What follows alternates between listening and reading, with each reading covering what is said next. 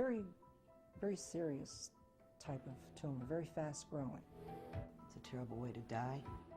And we started finding out some of the chemicals that could cause this. Where two men that worked together so long had the exact glioblastoma multiforme, grade 5 tumor. How could they?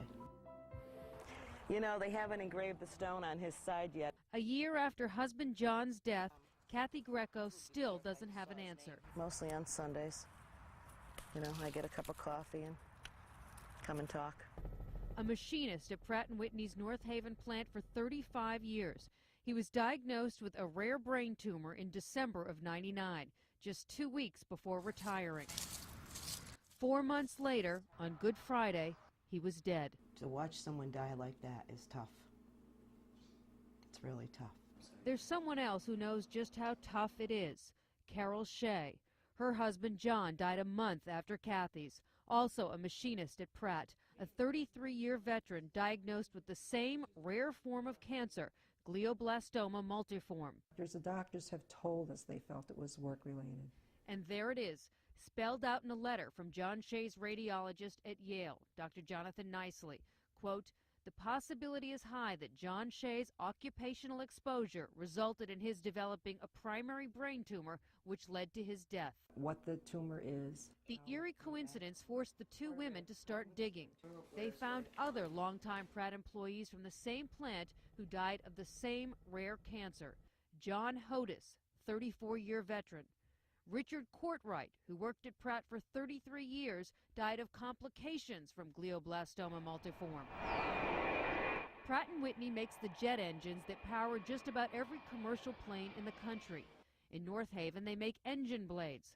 All these men were exposed to chemicals, and their wives say extreme conditions. The chemicals would overheat, they would just blow right up, and he would come home covered with these things.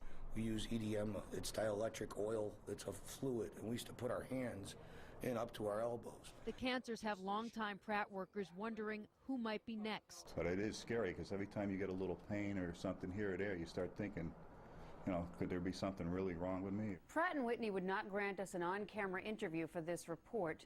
They told me it's a contract year and the union is using this issue for political purposes. A company spokesman also says Pratt complies with all federal workplace regulations. And he says a study by the state found there's no scientific evidence that has been brought to light that would connect an environmental issue in the plant with brain tumors. But the health department is still investigating whether there's a cluster of brain cancers at the North Haven plant. So we've not concluded that there is a cluster, but we haven't concluded that there isn't.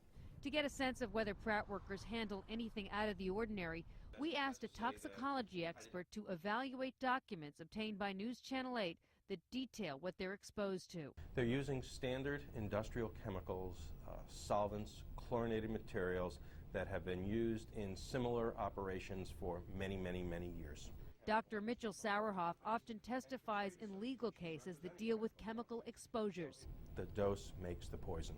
If the chemicals are splashed on the skin, if the chemicals are inhaled without respiratory protection, then clearly individuals who are exposed in that way may be harmed. My husband would come home in the summertime saying, I mean, it was really hot, 110, 120. It would be hot in that place. The warmer the temperature, the more of the chemical you have in the air. And Dr. Sauerhoff says the greater the exposure. But he counters that proving that workplace environment caused a brain tumor is a very difficult connection to make. It might be an amazing coincidence, worrisome. I would question it the same way you would, but it might just be a coincidence. That's just not good enough for Carol Shea and Kathy Greco, who made promises to husbands, dedicated employees who died agonizing deaths. So he made me promise that I would keep doing this until we find out something. The health department and Pratt's union are trying to track down other Pratt workers who may have retired and moved to other states. The health department is also currently monitoring Pratt employees and their insurance companies to see if anyone else develops a glioblastoma multiforme. It's not clear when the study will be complete. Christina DeFranco, News Channel 8.